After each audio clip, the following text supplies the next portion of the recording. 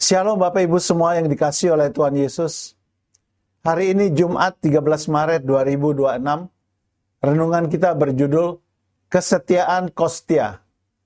Firman Tuhan kami ambil dari Mazmur 37 ayat 3 dan 4. Demikian bunyi firman Tuhan. Percayalah kepada Tuhan dan lakukanlah yang baik. Diamlah di negeri dan berlakulah setia. Dan bergembiralah karena Tuhan, maka Ia akan memberikan kepadamu apa yang diinginkan hatimu. Anda mungkin sering mendengar kisah Hachiko dari Jepang, namun pernahkah Anda mendengar kisah Kostia, seekor anjing German Shepherd dari Rusia yang menjadi simbol kesetiaan yang luar biasa pada masanya?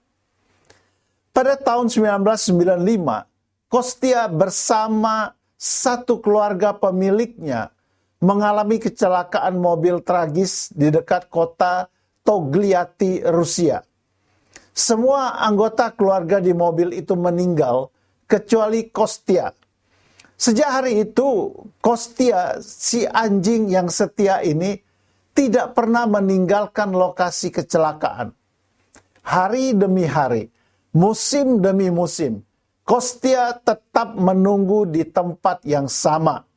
Seolah yakin bahwa majikan dan keluarganya akan kembali untuk memeluknya dan bermain bersamanya. Penduduk sekitar memberinya makanan setiap hari dan bahkan mencoba untuk mengadopsinya.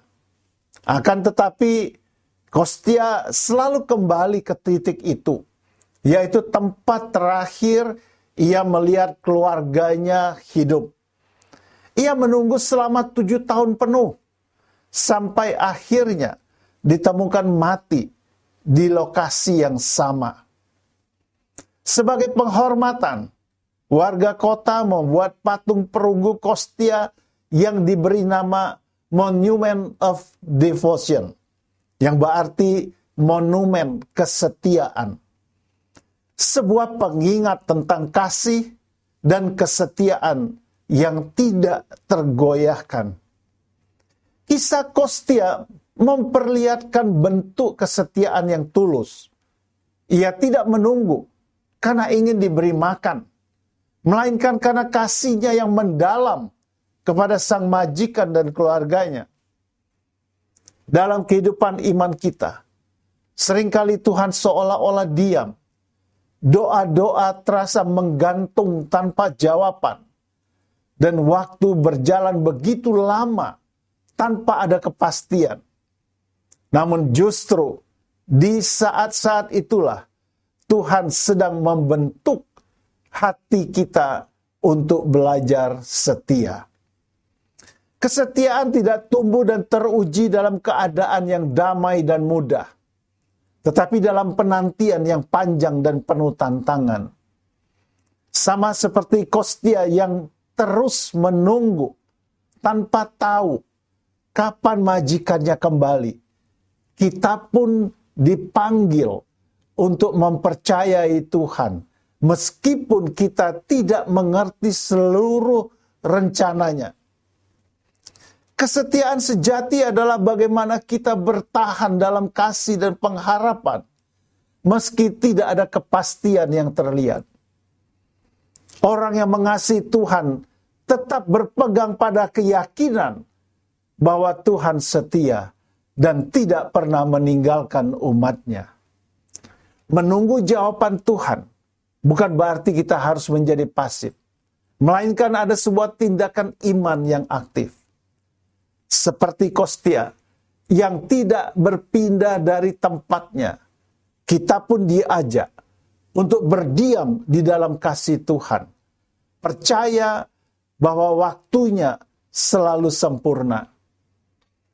Di tengah dunia yang telah berubah dan menggembar-gemborkan kehidupan bebas, kenyamanan daging, dan keleluasaan dalam mengeksplorasi hasrat pribadi, kesetiaan seringkali dianggap ketinggalan zaman atau kuno. Tetapi bagi orang percaya, kesetiaan adalah bukti bahwa kita hidup oleh iman, bukan oleh penglihatan. 2 Korintus 5 ayat 7. Tuhan ingin kita belajar mempercayainya, bukan hanya saat semuanya baik-baik saja, tetapi juga ketika kita sedang penuh pergumulan.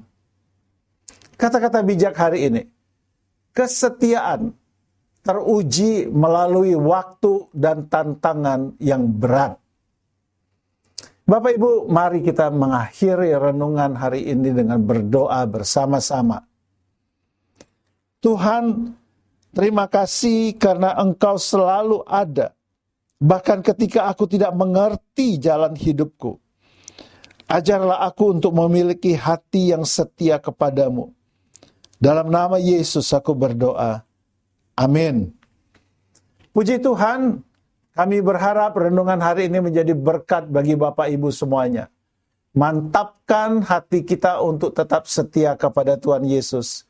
Karena dialah satu-satunya jalan menuju kepada Bapa. Selamat beraktivitas. Tuhan Yesus memberkati kita semuanya. Haleluya. Amin.